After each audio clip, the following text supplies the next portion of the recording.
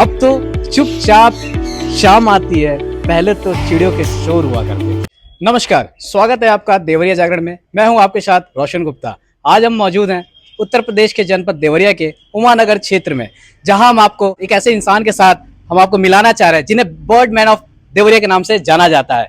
वैसे तो हम लोग फिल्मों में अक्षय कुमार जी को पक्षी राजन का अभिनय करते हुए देखे हैं, लेकिन अब हम आपको वास्तविक जीवन में पक्षियों के राजा से मिलवा रहे हैं, जिन्होंने अपने घर में ही एक सुंदर सा आशियाना बना के रखा हुआ है। सर, सबसे पहले स्वागत है आपका। सर धन्यवाद, नमस्कार।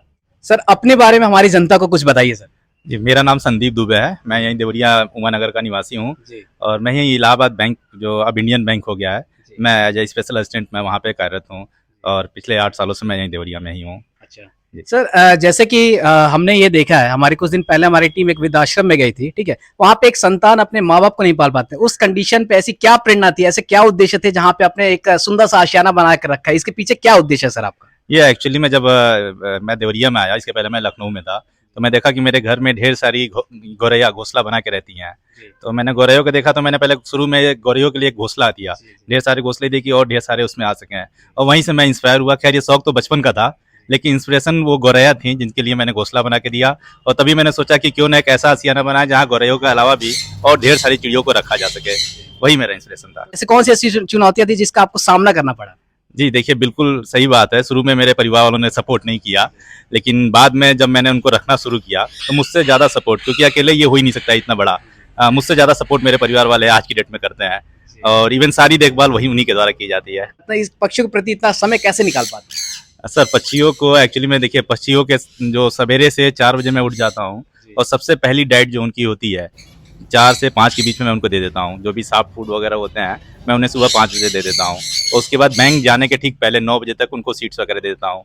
और रही बात दोपहर के भोजन की, जो 2 से ढाई के बीच में जाता है, वो पापा मेरे देते हैं और शाम को फिर बैंक से आने के बाद 7 बजे तक फिर मैं उनको डाइट दे देता हूँ। मतलब आपके साथ साथ आपका पूरा परिवार आपके पक्षियों को देखभाल करने में लगा रहता है? जी बिल्कुल, बिना परिवार के सपोर्ट के ये हो ही नहीं पाएगा, क्योंकि मैं 9 बजे के बाद बैंक निकल जाता हूँ और दोपहर और शाम का भोजन है वो मेरे परिवार वाले ही देते हैं। सर, पक्षियों की संख्या कुल कितनी संख्या सर आपके पास मौजूद है? सर लगभग मेरे पास 80 से ज़्यादा पक्षियाँ हैं और उसमें भी 10 से ज़्यादा तरीके की ब्रीड की मेरे पास पक्षियाँ इस समय हैं। तो सर, जैसे कि आपने बताया कि 80 से ज्यादा आपके पास संख्या में, उसमें सबसे प्रिय पक्षी आपकी कौन सी है? इसमें सबसे प्रिय पैरेट मेरा अफ्रीकन ग्रे पैरेट है, जो साउथ अफ्रीकन ब्रीड है। उनके बारे में कुछ बताइए सर। एक्चुअली में ये ब्रीड सर वर्ल्ड की मोस्ट टॉकिंग पैरेट में आती है और सबसे लॉयल होती है और इनकी जो एज होती है वो लगभग 60 साल तक जी सकते हैं। सर, जैसा कि हम जानते हैं कि हमारी भारत सरकार ने पक्षियों पे बैन लगा के रखा हुआ है, तो उस कंडीशन पे आप कुछ कहना चाहेंगे? जी एक्चुअली में जो इंडियन स्पीसीज होती हैं उन्हें हम कोई पक्षी केज में नहीं कर सकते हैं, चाहे वो हरे तोते हुए, कोयल, मतलब जो भी इंडिया के अंदर जो भी पक्षी या इंडियन स्पीसीज होती हैं उन्हें हम वो पाल नहीं सकते हैं। ये सारी स्पीसीज बाहर की हैं सर। सर, जैसे कि आपने बताया कि आपके यहाँ सारी पक्षियाँ जो है वो सब विदेशी हैं, तो इनको आप लाते कैसे हैं और इनका खान पान कैसे आप देखते हैं? सर देखिए, इसमें जो भी पक्षी हैं मैक्सिमम मैंने कोलकाता और मुंबई से मंगवाया हुआ है। वहाँ पे इनका एक खूब बड़ा सा मार्केट है जहाँ पे वो इंपोर्ट और अदर जो भी फॉर्मेलिटीज होती है वो पूरी करते हैं, फिर वहाँ से वो मुझे वहाँ से सप्लाई करते हैं।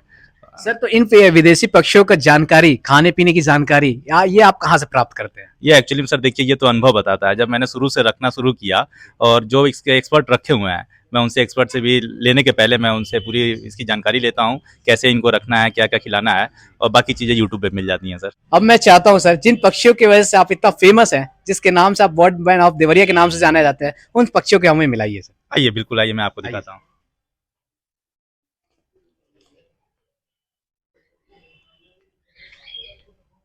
तो अब हम आ चुके हैं पक्षियों के आशियानों में, आइए देखते हैं।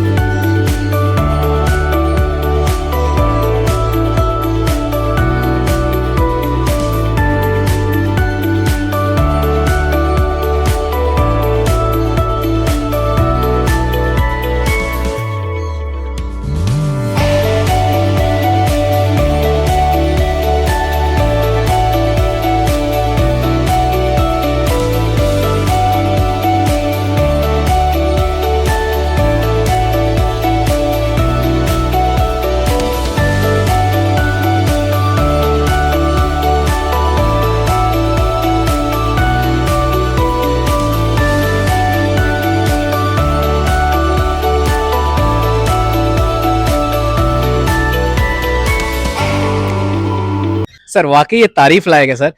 पक्षियों के महल से कम नहीं है सर। सर जैसे कि हमने इसमें देखा कि इसमें बहुत ही सिमिलर पक्षी है, इसको आप पहचानते कैसे कि इसमें नर कौन है, मादा कौन है, या फिर इन पक्षियों की पहचान आप कैसे करते हैं? सर देखिए, बिना डीएनए टेस्ट के आप ये पहचान ही नहीं सकते हैं कि कौन सी मेल है कौन सी फीमेल है। जैसा कि आप देखे होंगे वीडियो में, सारे पक्षियों के पैर में रिंग लगाए गए होंगे। इवन जैसे इसमें भी देख सकते हैं, इसके पैर में रिंग लगा हुआ है। जी जी यहाँ इसके रिंग पे एक रिंग नंबर लिखा होगा। जी जी। तो उस रिंग नंबर से हम इसके फेदर से डीएनए टेस्ट के लिए भेजते हैं, और डीएनए टेस्ट के बाद हमें पता चल जाता है कि कौन सी नर है कौन सी मादा है। इसीलिए सारी बर्ड्स में वो रिंग लगाए गए हुए हैं। सर ये जो अभी हम पक्षी ये देख रहे हैं सर, ये यही आपकी फेवरेट पक्षी है राइट? हाँ जी, ये वर्ल्ड की मोस्ट टाकिंग पैरेट है, अफ्रीकन ग्रे पैरेट, और सबसे ज़्यादा लायल ये होते हैं। और इनकी एज अराउंड 60 ईयर्स तक हो सकती है। ये लगभग 10 साल का मेरे पास है। बहुत बहुत धन्यवाद सर हमारे साथ जुड़ने के लिए। ये थे हमारे साथ संदीप दुबे जी, जिन्होंने अपने प्रोफेशन के साथ साथ एक पक्षियों के लिए बहुत बड़ा आशियाना बनाया और एक मैसेज दिया कि इंसान चाहे, अगर उसके अंदर पूरी श्रद्धा हो तो कुछ भी कर सकता है। इसी के साथ मुझे एक वाक्य याद आया, अब तो चुपचाप शाम आती है, पहले तो चिड़ियों के शोर हुआ करते थे। जय हिंद, जय भारत।